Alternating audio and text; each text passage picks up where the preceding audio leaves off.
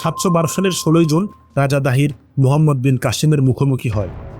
দাহিরের বামে তার পুত্র জাইসিয়ার নেতৃত্বে ক্যাভিলারি বাহিনী, ডান পাশে তীরন্দাজ বাহিনী এবং মাঝে পদাতিক বাহিনী দিয়ে সাজান।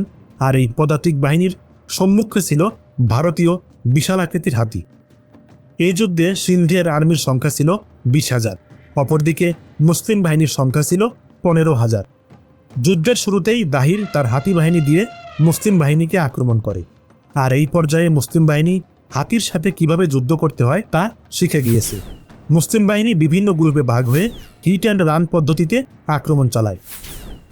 এমন আক্রমণে সিন্ধু বাহিনীর অধিকাংশ হাতি অচল হয়ে যায়, আর এই সুযোগে মুসলিম বাহিনীর সেকেন্ড ইন কমান্ড মুহরিজ ইবনে সাবাত তার ক্যাভেলারি বাহিনী নিয়ে আক্রমণ করে দাহিরের বাহিনীকে। তবে মুহরিজের আক্রমণ সফলতা দেখালেও ঠিক সন্ধ্যার আগে তীরের আঘাতে তিনি শহীদ হন।